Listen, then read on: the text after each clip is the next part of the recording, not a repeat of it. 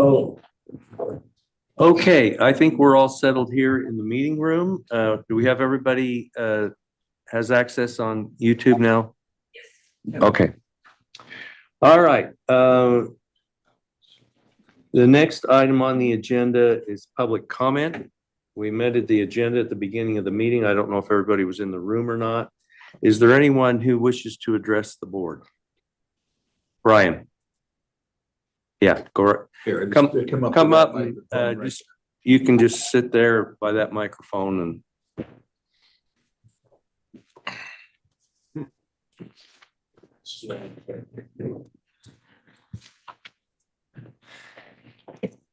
thank you.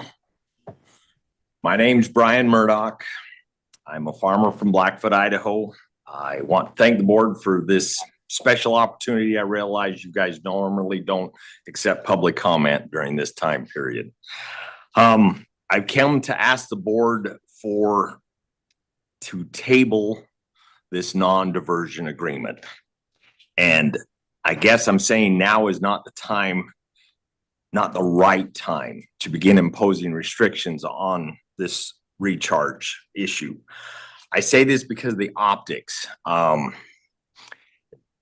On November 7th, the governor is going to be doing his victory lap here about the mitigated agreement. And this recharge increase was a significant part of that.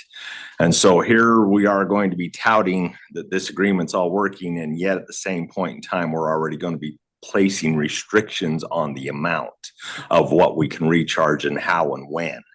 I guess the legislature just passed SCR 110 this last session, which also, you know, we haven't even went through recharge season with that yet, and we're already placing these restrictions on it. And I guess, like I said, this is not good optics. I anticipate, in fact, we were talking out in the hallway that we anticipate major funding battles in this next legislative session that we're going to have to go through. And so therefore, optics do matter to everyone. I've learned in my short time of politics that the long game approach sometimes is what has to happen. And maybe we're trying to make too many changes too quickly. I guess at this point, I'm not even sure whether or not this agreement will even be necessary this year with the way the Mother Nature is handing us our winter. In fact, after the meeting the other day, I come away unclear a little bit myself as to whether or not these restrictions would even be in place in this year with this starting in the 2016. And so therefore I'm going, maybe we don't even need to do it this year, and therefore get us down the road just a little bit farther before we have to have this agreement in place. The reservoirs are almost completely empty right now. In fact, we're joking that we're calling it the American Falls River rather than the American Falls Reservoir. And I'm even starting to question whether or not we should be doing any recharge right now rather than filling the reservoirs as much as we can because they are so low. We currently do not have a large number of recharge sites. This is something that you of all people understand because you have funded the majority of all these recharge sites. And so therefore we cannot take large quantities of the Snake River and recharge with them at this point in time. It is doubtful that in the next year we're going to build that many more. And so therefore I go back to, we have some time before these restrictions possibly are even needed or need to happen. I guess as this board has reminded me, just even Tuesday, I was told, Brian, you need to understand that more than just East Idaho potato farmers need water. And that's true. And I have probably learned that lesson better by sitting here in all these meetings with you guys than any other item that could teach me. But I want to remind the board that Idaho Power is also a business just like me. They are not the ones who are solely in need of water from this Snake River. And so therefore, potatoes need power and power needs the potatoes. And this is kind of a delicate dance. And when we start putting one entity in a higher demand rate than the others, everything gets out of balance. I guess in attending everything from the capitals of the, the capital for the day or the capital during the legislative session, and lots of other meetings in between, I once again say this is bad optics to start restricting immediately after we just barely got this agreement in place. I was unaware of this agreement, and that was a year ago, apparently, that you guys have been discussing this. I feel like that says that there's shelf life to this agreement. I guess this is why I'm basing it on, let's table this for a year and see what happens and get through a little farther down the road, get through some of these funding battles, and we'll deal with it next year. I don't think we're going to lose much by doing that. And that's, I guess, what I'm coming before you to ask. So thank you. Okay, thank you, Mr. Murdoch. Anyone have any questions for Mr. Murdoch? Okay, looks like you're clear. Thank you for being here today. Okay, did we have any other public comment? Anybody register with you, Jennifer? Like, we might have a hand raised online. TJ. TJ. Okay, TJ, are you gonna comment now, or are you gonna comment during the discussion on the not to bypass, You're muted. not divert? Sorry, I was on mute. I'd prefer to wait if that's okay with you, Mr. Chairman. Yeah, you were part of the discussion in the committee meeting, so I thought we would hold your comments until we got to the agenda item, if that's okay with you. That sounds great. Thank you. Okay, thanks. Okay, next up, Rorschach Small Hydropower Plant. Mr. Morrison will discuss briefly what's going on there, and then you will have a resolution for your consideration.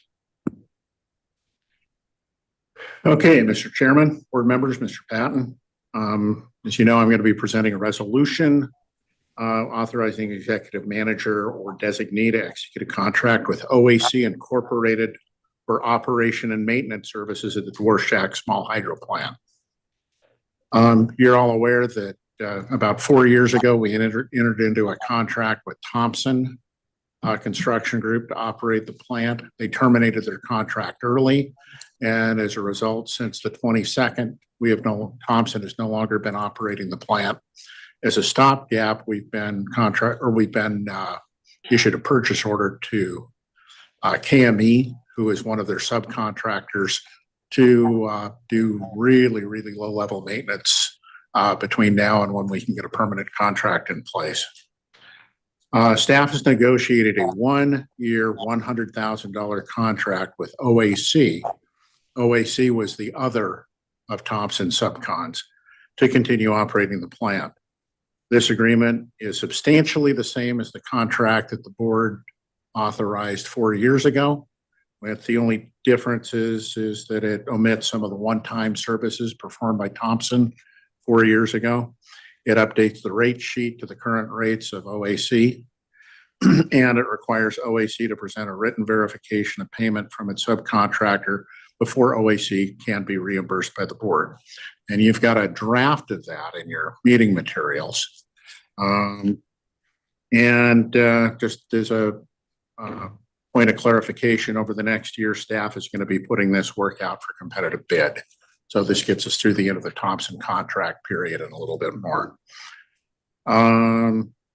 So I'd like to pause and ask if you've got any questions for me. Okay, board members, any questions for Mike? Al? Chairman, it's Mike. We had some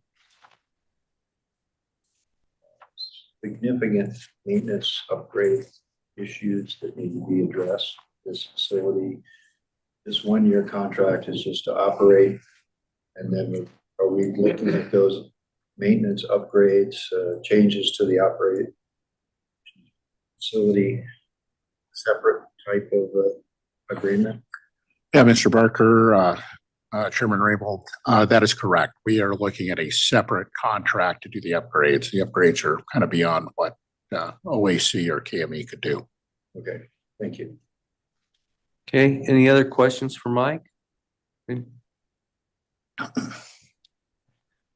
So I would like to propose that, as long as I'm here, I don't know if I get to propose anything, but there is a resolution that we've asked, and we had some discussion about perhaps modifying the resolution to include a clause to purchase necessary payment bonds in that resolution. So it would read, now therefore be it resolved that the IWRB authorizes its executive manager or designee to execute an agreement with OAC Inc.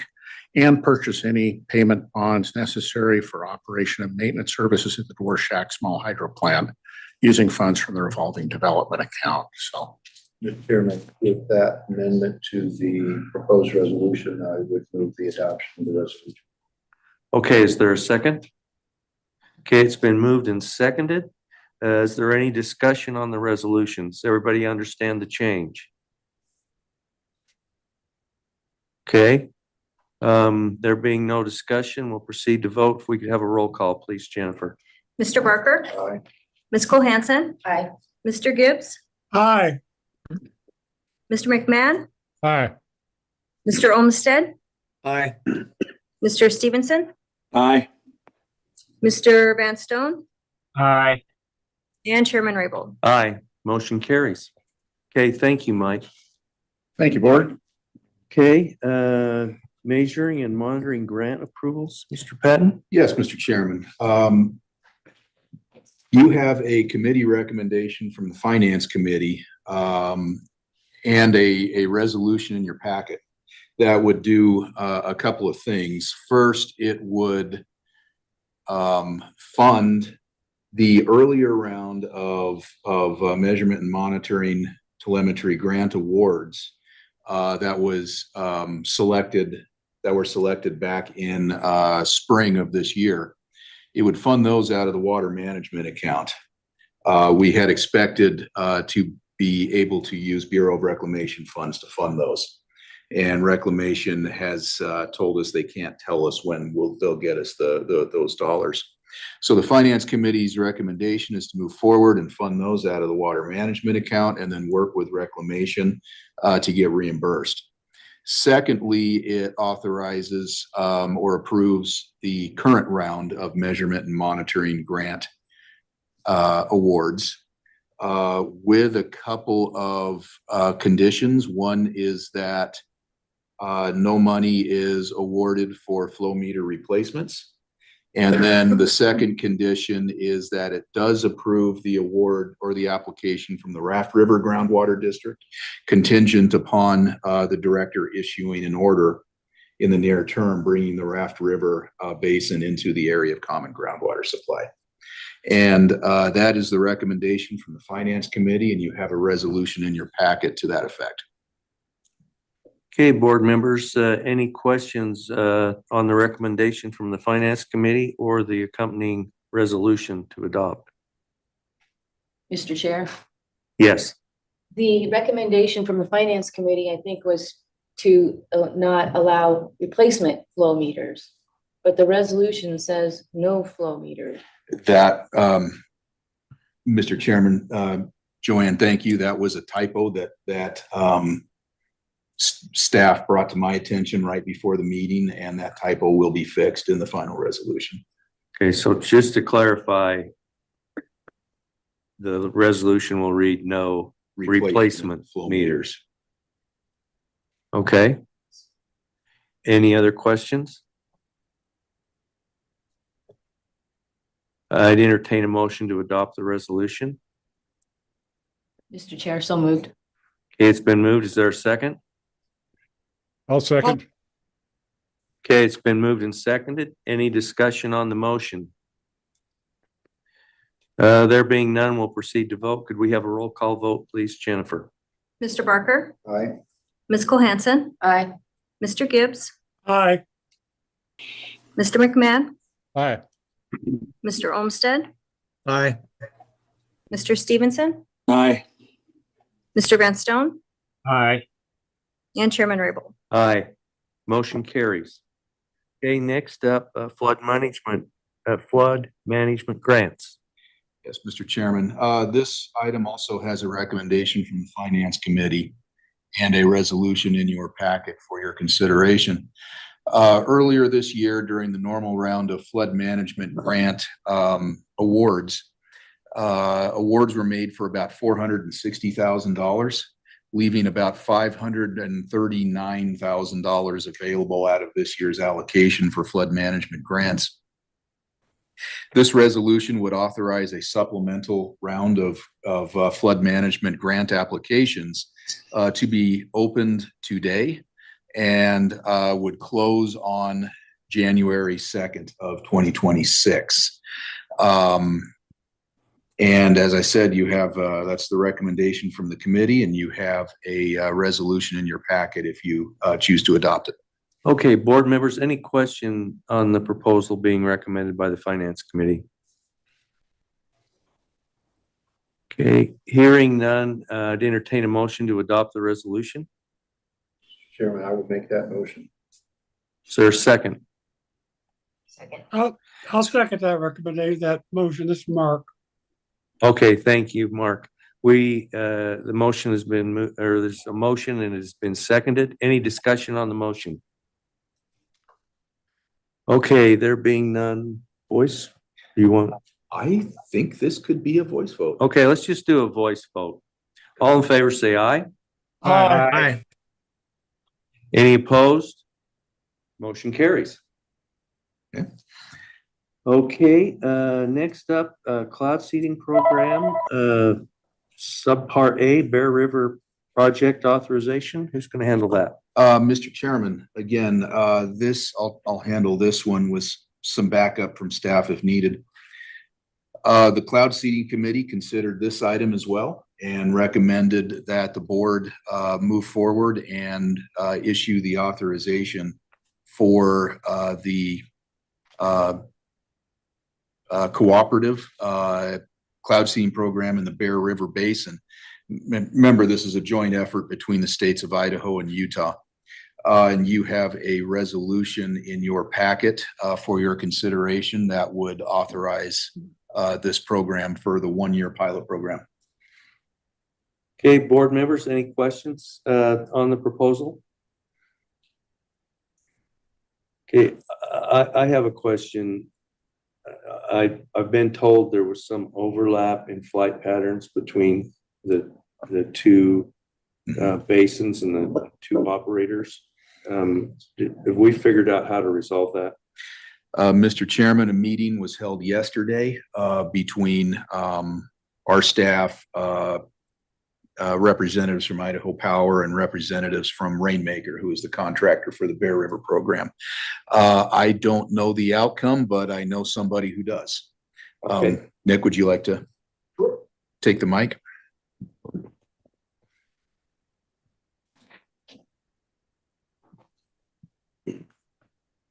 Good afternoon, board. Mr. Chairman, my name is Nick Banish. I'm the Cloud Seeding Program Manager for IDWR. In response to your question, the outcome of this meeting yesterday was essentially, our purpose was to identify a path forward for the parties involved to lessen any conflict that may occur from flight path interaction. So essentially, the FAA rules and regulations state that any drone has to give way to manned aircraft, which would allow Idaho Power to sort of take precedent in their operations prior to any drone flight operation. Rainmaker, their regulatory representative, has a great deal of background and in these types of problems, and basically stated that there would be a lot of communication happening between the Salt Lake City Air Command Center, Rainmaker, which would be brought to the folks at Idaho Power and Weather Modification International, their association, their operator. So it allows for essentially Idaho Power to conduct their cloud seeding operation via aircraft, and allows for Rainmaker to be in communication with those folks while giving way to the manned aircraft operations.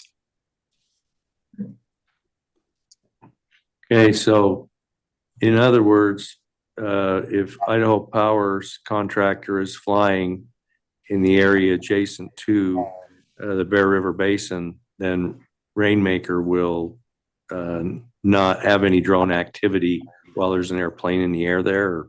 That is my understanding, yes, correct. Okay. Is that satisfactory? Okay. Okay, it sounds like we've got a path forward so that we don't have a mid-air collision, which would be the best thing. Okay, any other questions? Okay, we have a resolution before us. I'd entertain a motion to adopt. So moved. Okay, it's been moved. Is there a second? I'll second it. Okay, it's been moved and seconded. Any discussion? Roll call first. You don't need a roll call for this. Okay, I think we can do this with a voice vote. Brian, sure we can, so we're okay. All in favor, say aye. Aye. Aye. Any opposed? Motion carries. Okay, next up, High Country RC&D funding request. Mr. Patton. Yes, Mr. Chairman, this is another recommendation from the Cloud Seeding Committee, and it would recommend that the board authorize not to exceed $60,000 to support the High Country RC&D cloud seeding program for this coming season. And you have a resolution to that effect in your for your consideration. Okay, and just to clarify, that recommendation came from the Finance Committee, didn't it? This recommendation Came from Cloud Seeding? Came from the Cloud Seeding Committee. Okay. Mr. Chairman. Yeah. I would move adoption of the resolution authorizing payment of $60,000 to High Country RC&D for cloud seeding programs. Okay, is there a second? Mr. Chairman, this is Mark. I'll second it. Okay, it's been moved and seconded. Any discussion? Any questions? Not hearing any, we will proceed to vote. Roll call vote, Jennifer. Mr. Barker, Aye. Ms. Cole-Hansen, Aye. Mr. Gibbs, Aye.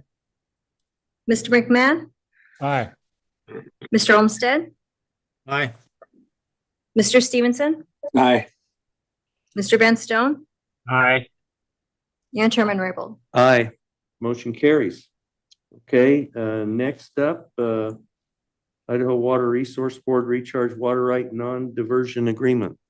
Yes, Mr. Chairman, this is an item coming from the board's Water Management Supply Committee, that met on Tuesday, considered a proposed managed recharge agreement not to divert, which would specify that under certain conditions, the board would not divert all the water that may be available to it under certain water rights, 017054 and 01100609. The agreement does,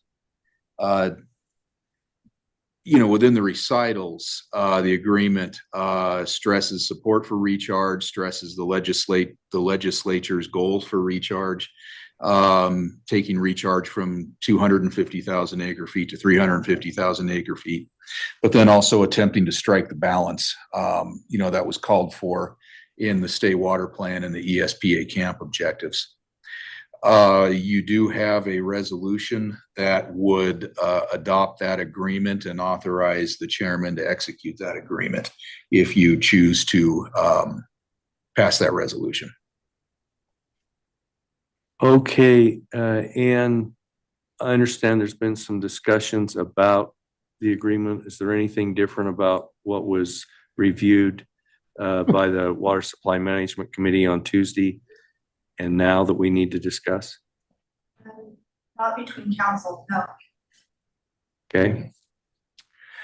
Okay, TJ, now would be the time. Thank you, Mr. Chairman. Can you hear me okay? Yes, perfect. So I avoid repeating myself. Are all of the folks there today with the board? Were they there on Tuesday as well?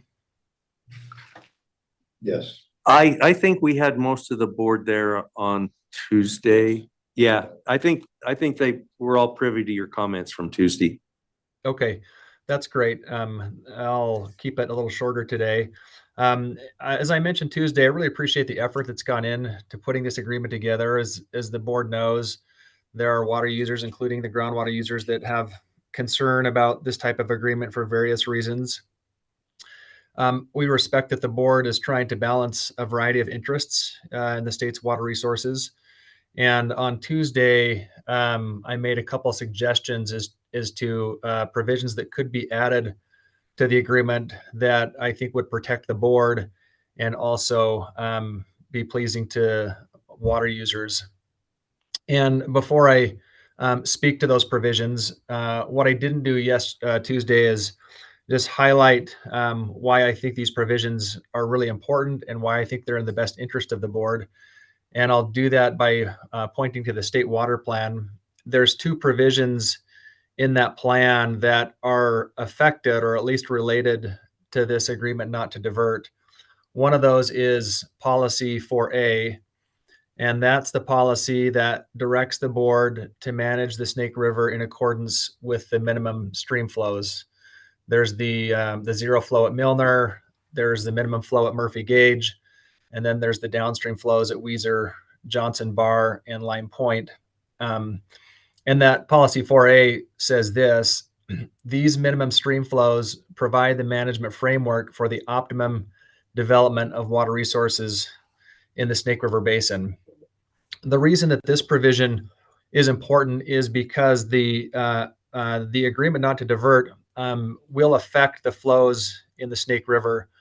We heard on Tuesday a report from the board staff and also from Idaho Power, and I don't remember which presentation included this information, but they explained that if we were to implement this agreement not to divert over the long term, and if we use the last 15-year period as the benchmark, the difference in how much recharge could be done in the absence of this agreement versus how much recharge could be done with this agreement was about 56,000 acre feet a year. So assuming that that's happening going forward, the agreement not to divert will decrease the amount of recharge in the aquifer by 56,000 acre feet. If you were to assume that all of that water comes out at Thousand Springs and you were to spread that out over the course of the year, it would be a decline in spring flows of about 77 CFS. So it would be a decline in flows at Murphy Gauge by about 77 CFS based on those assumptions. That's important because if there's a breach of the minimum flows at Milner, the consequence of that is curtailment of upstream water rights. So you understand why my clients are concerned about that. The other provision of the state water plan is policy 4B. It refers to the Milner zero flow. And what it says is water resource policy, planning, and practice should continue to provide for full development of the Snake River above Milner Dam, recognizing that the exercise of water rights above Milner Dam has and may reduce flow at the dam to zero. And I think everybody understands the significance of that. So with that backdrop, I had proposed two additions be made to the agreement not to divert. One of those is just an acknowledgement that nothing in that agreement not to divert would undermine or impair the state water plan or the Swan Falls agreement or the Milner zero flow policy. We want to avoid finding ourselves in a position where in the future an argument is made that there's been some type of waiver or amendment through historic practice that somehow undermines those really important administrative provisions, zero flow. And I don't see any reason why Idaho Power would oppose that or the board. That seems like a provision that is in both parties' best interest and certainly the best interest of the water community in general. So that was one of the suggestions I made. And I did send to Jennifer some language. I don't know if that made it into the packets today, but I had some language to that effect. The second provision that I suggested be considered to be added into the agreement is what I refer to as just a credit. So the board does not want to find itself in a position in the future where there's a breach of the Swan Falls minimums that was either caused by or exacerbated by the decrease in flows from foregone recharge. And this gets back to that 77 cubic feet per second. So if, hypothetically, there was a breach of the Swan Falls minimums by 50 CFS, and that resulted in some insistence on, curtailing upstream diversions, those upstream people would be really upset, I imagine, if they knew that that could have been avoided by recharging water instead of bypassing Milner. And I don't think, the board wants to find itself in that position. I don't think Idaho Power wants to find itself in that position. We certainly don't want to find ourselves in that position. So that seems like a provision where water that goes past Milner would be credited towards the minimum flows. And you avoid that risk. So I think there's a lot to gain by that type of provision and nothing to lose. And Idaho Power did agree with IGWA that they wouldn't seek to curtail, that they would grant a credit for the bypass water. So it's something they've already agreed to with us, and they should be willing to agree to it with the board. And I guess I would reiterate my request made Tuesday that the board consider adding these two provisions to the agreement. With that, I'll conclude my comments. If folks have questions for me, I'd be happy to answer them. Okay, board members, any questions for Mr. Budge?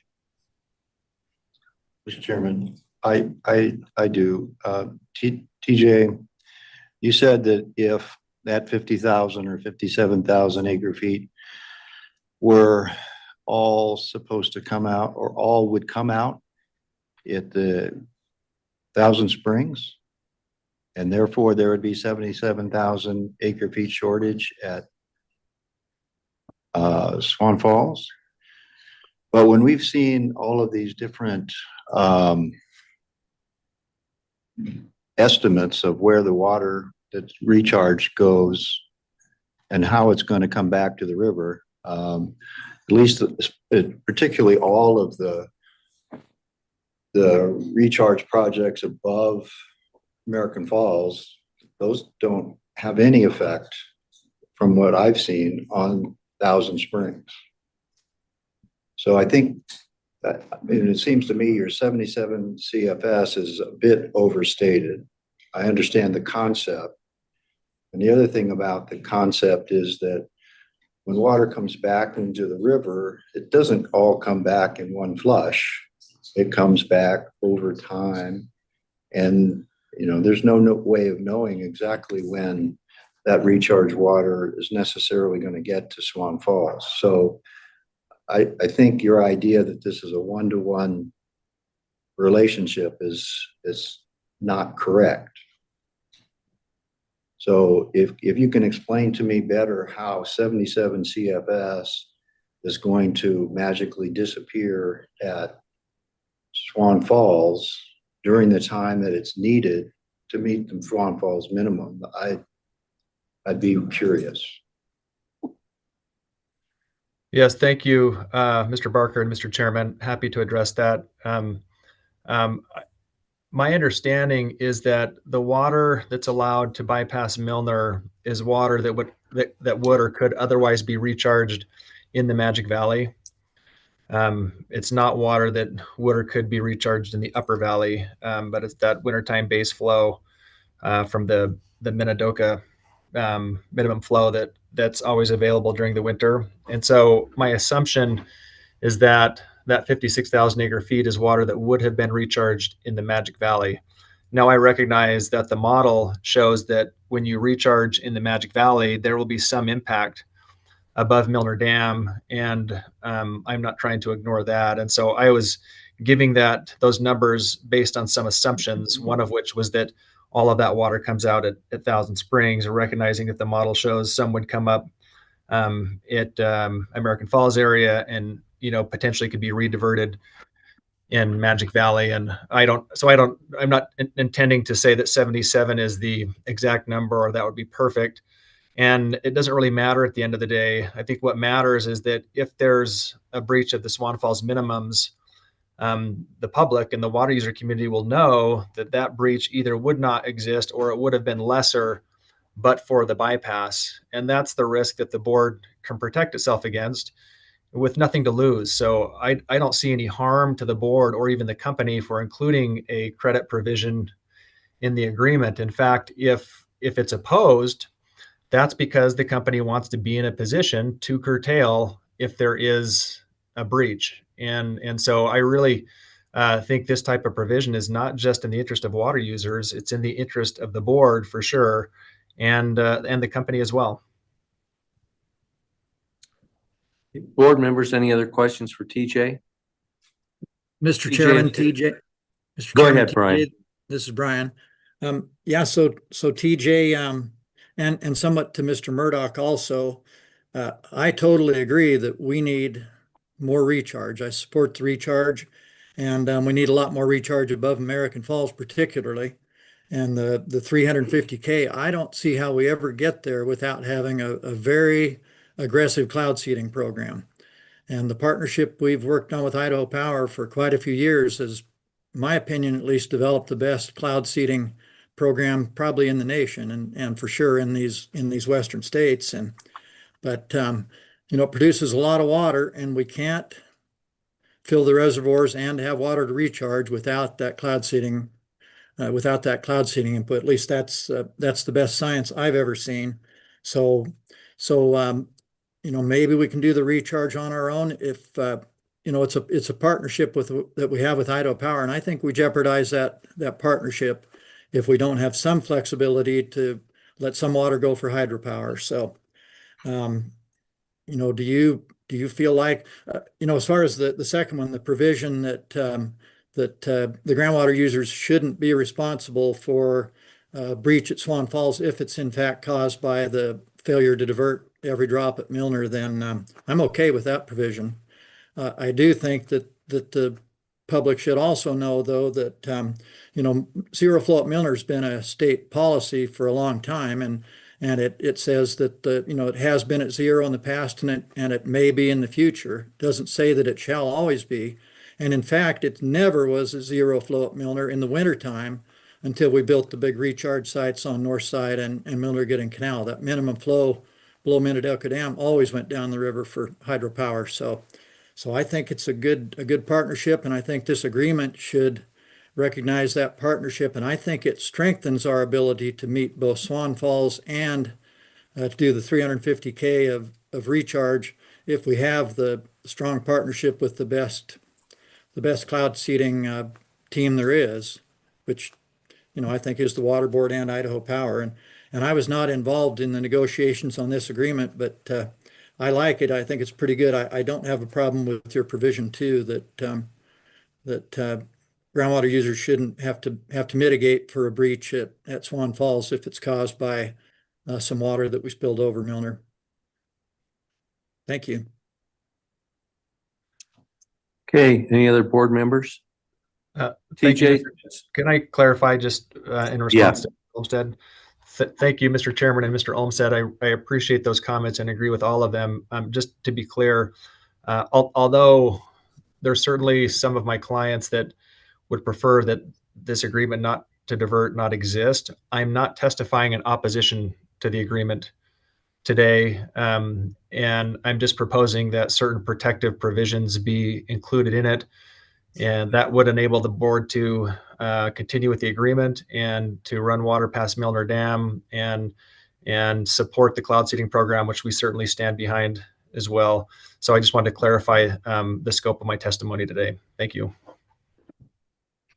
Okay, TJ, answer me a question. So just to clarify in my mind, what you're proposing is this credit would only apply to the department curtailing trust water rights if there was a breach of the Murphy gauge minimums.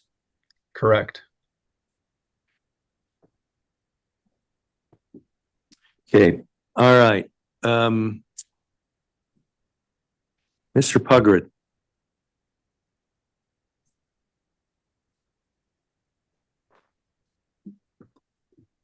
Thank you, Mr. Chairman. And hopefully TJ hasn't gone away, or Jennifer, you have the language, because I wanted to revisit the first recommendation that TJ had on an amendment to the agreement not to divert. I thought that I heard him say that, just to clarify, I have not seen the language, and but think that we can get there kind of on the fly if that's acceptable to the chair and the board. I think what he said was that nothing in the agreement would impact, in the agreement not to divert, would impact the zero flow policy, zero flow Milner policy, and Swan Falls agreement. And I think there was a third agreement, but he went through it kind of quick and I didn't quite catch it. Do you have that language, Jennifer? Are we talking about the thing you emailed? Yes. Thank you. Give me just 1 second, please. Okay. And Chairman, just to clarify, I have not seen that language that TJ is proposing. That was never sent to me. You never got that. No. Okay. And while we're looking for that language, Mr. Chairman, I wanted to address the comments that TJ made on the Swan Falls agreement. Okay. And TJ is correct. We did talk about in a separate agreement between Idaho Power and IGWA, some steps that Idaho Power had committed to with respect to the Swan Falls minimum flows.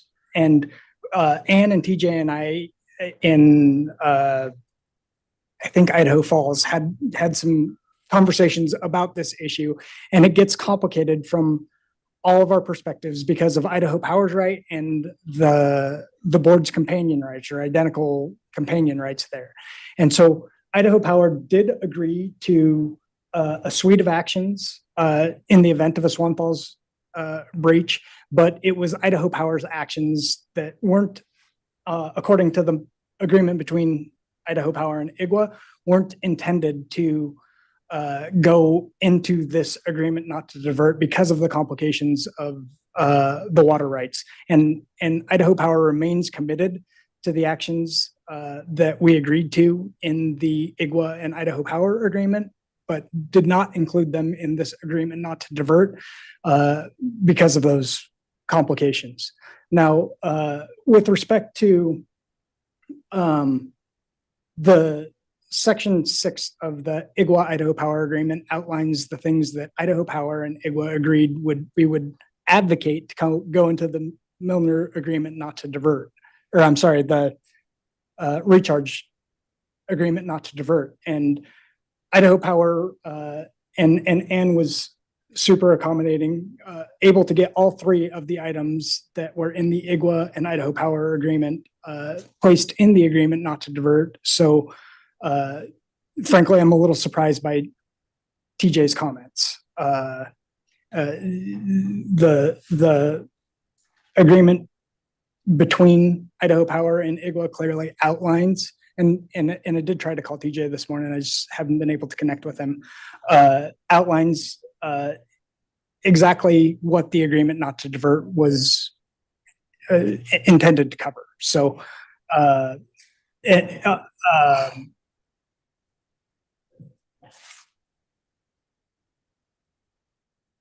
I'll stop there and see if we have that language up. So Jennifer, what are we? The new looking at? provisions. The TJ proposed. Did TJ put amendments into the draft agreement that, or he just sent you language? Oh, I believe this is the thing. TJ, could you confirm? Seriously. Yeah, so I sent that to Jennifer. I didn't know if that could be included in your meeting packet, but I asked that it would be if it's possible. Perhaps it didn't meet the time requirements, but these were the two provisions that I suggested be included.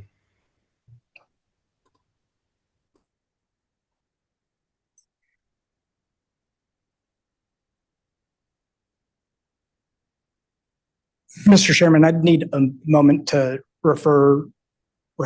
to consult with my client and then probably. Yeah, I think we all need a minute to digest this. I know people got a lot going on Friday afternoon. Let's what do you, Mr. Barker?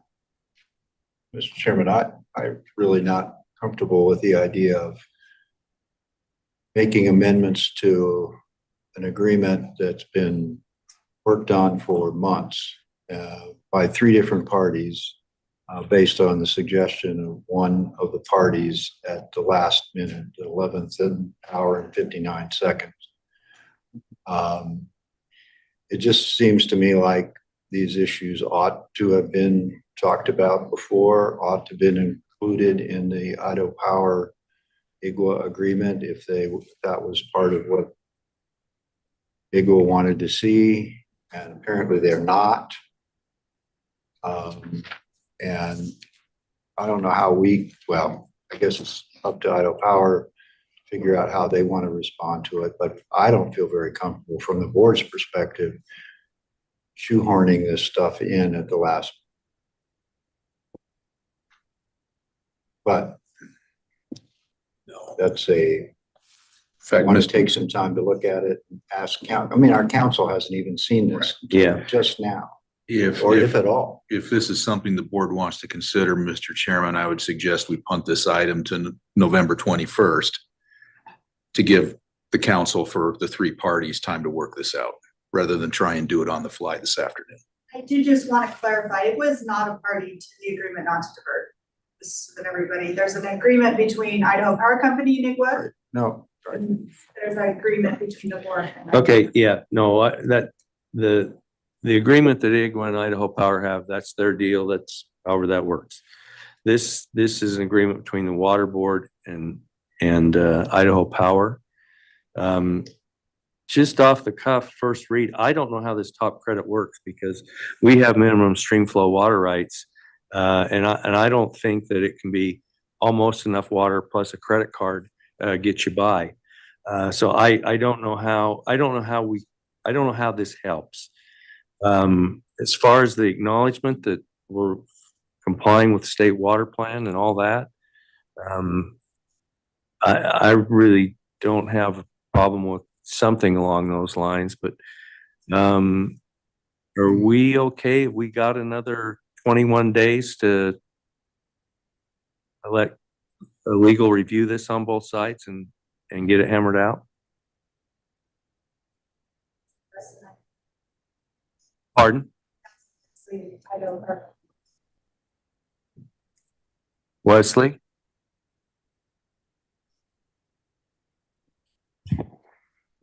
Thank you. I suspect that is probably enough time. Again, I can't answer definitive because we would have to see what the actual wording is to see what the impact would be.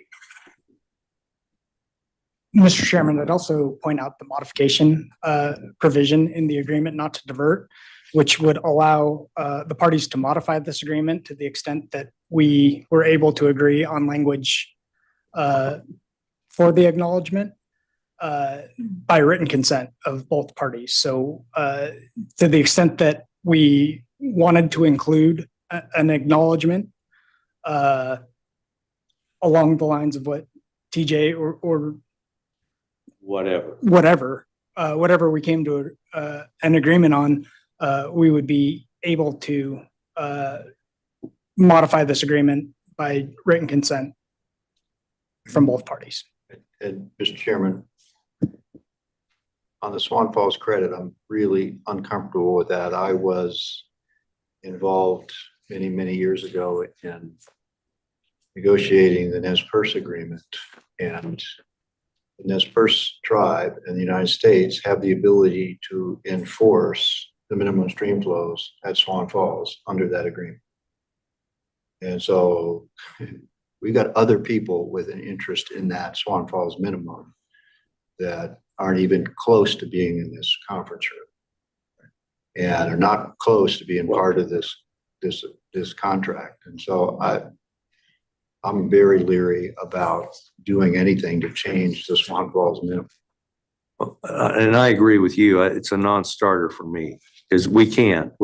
Those are minimum stream flow water rights, and it's our job to keep those in place and meet those minimums. And if there's not enough water in the river, then trust water has to be curtailed to satisfy that. So, irregardless of whatever credit regime is in place,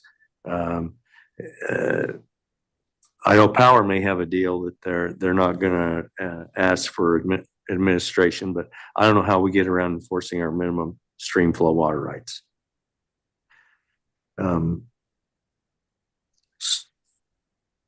So what's your pleasure? How much time do you need, Ann? 2 weeks? I think 2 weeks would probably be plenty if that works for this upcoming recharge season. And as contemplated under the proposed plan, there wouldn't be any change to recharge diversions prior to December 1st of this year anyway. And I don't know, where did we like? Are we at a true 250? Are we under 250? Where are we?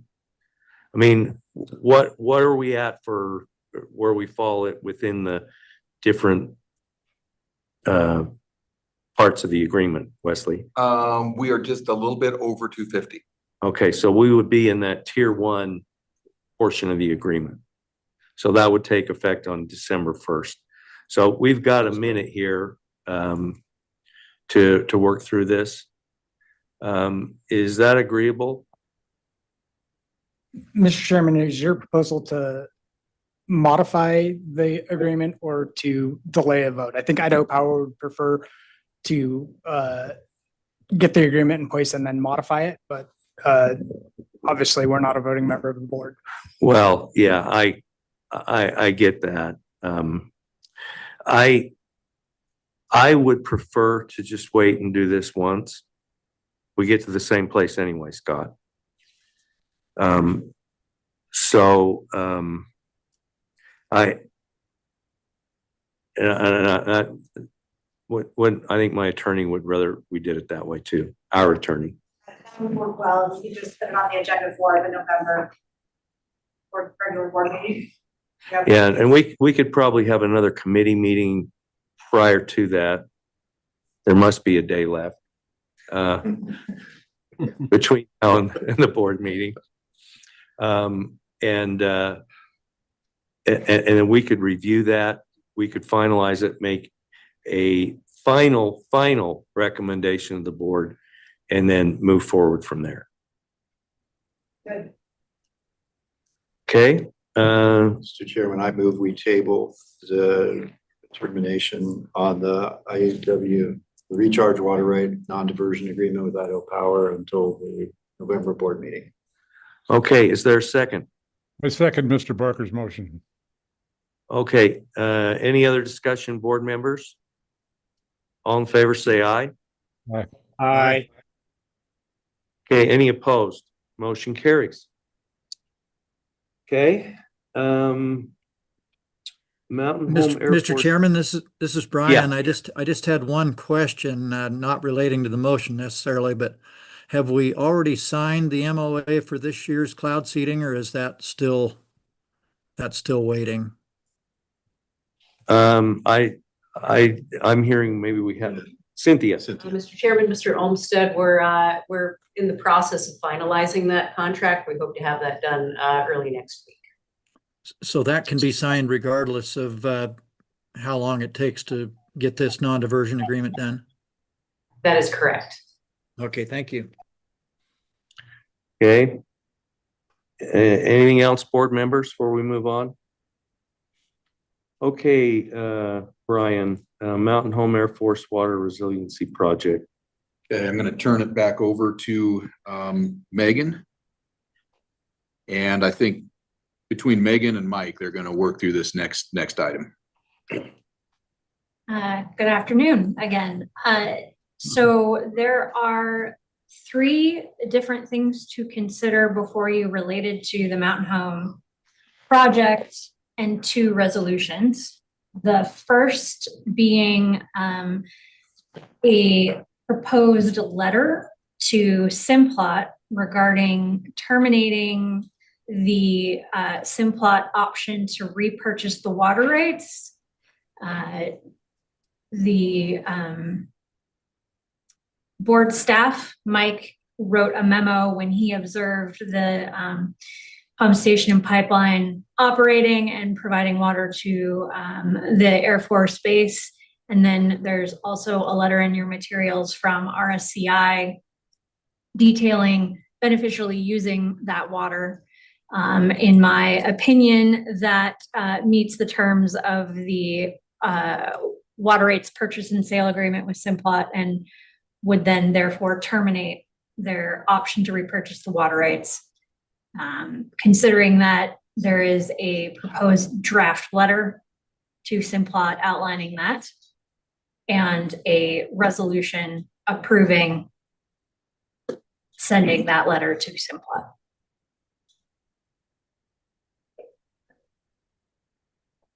Okay. Board members, any discussion?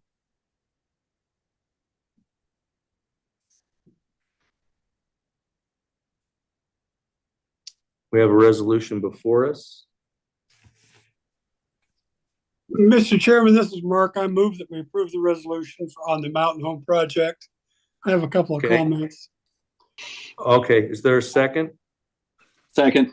Okay, it's been moved and seconded. Mark, you have some comments? Well, it's one of those things that, we started while I was in the legislature, and here some 10 years later, we've got water at Mountain Home, and it just proves that occasionally government can get a job done. So it's been a fun project to be involved in, and I'm glad to see that we're ready to turn it over and declare it completed.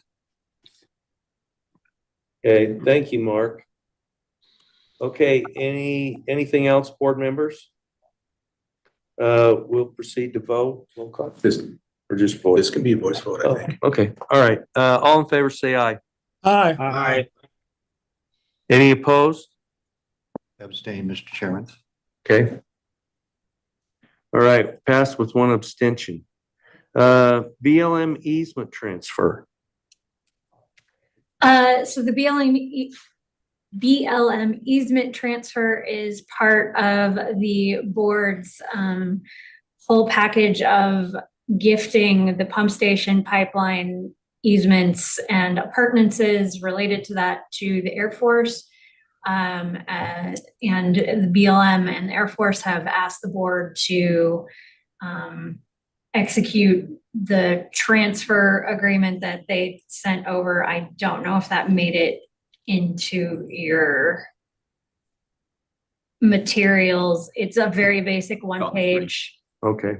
We agree to transfer the easement to BLM.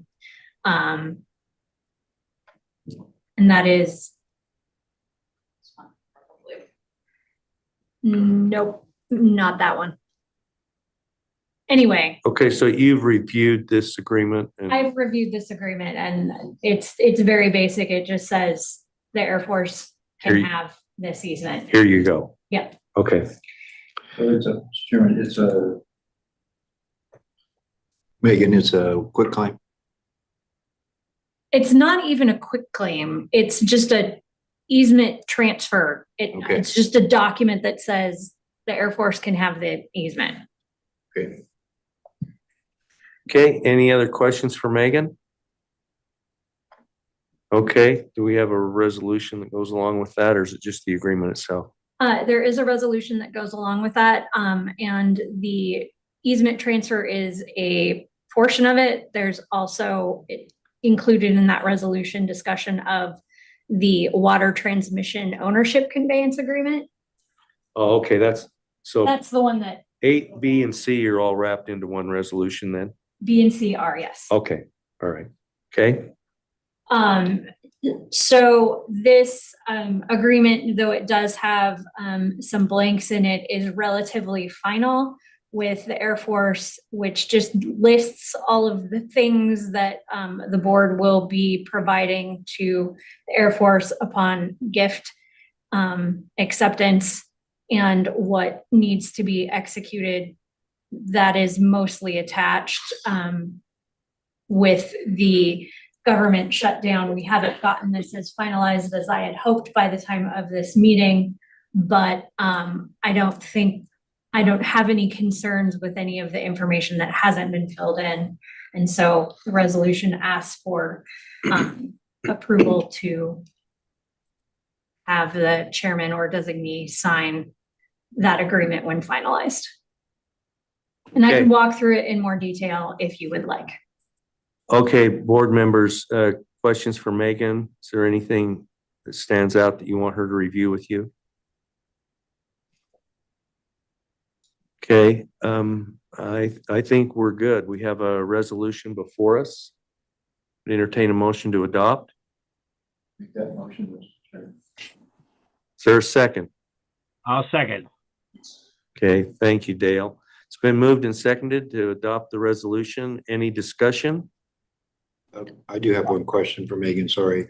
What's the effective date of the turnover going to be? Undecided as of the moment. Depends on if the government ever reopens. It does depend on when the government reopens, and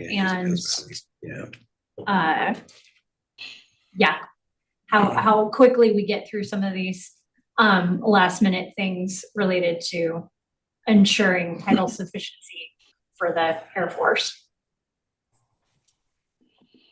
That solve your problem, Al? Okay, any other questions? If not, we'll proceed to vote. Jennifer, could we have a roll call vote, please? Mr. Barker, Aye. Ms. Cole-Hansen, Aye. Mr. McMahon, Mr. Gibbs, Aye. Mr. McMahon, Aye. Mr. Olmstead, Aye. Mr. Stevenson, Aye. Mr. Van Stone, Aye. and Chairman Raybould. Aye, motion carries. Okay, that gets us right down really close to the bottom of our agenda. Are there any non-action items for discussion? Do you have anything, Mr. Patton? Nothing from staff, but may see if Director Weaver has anything as he's on the Zoom call. Oh, Director Weaver, would you like to join us for a minute?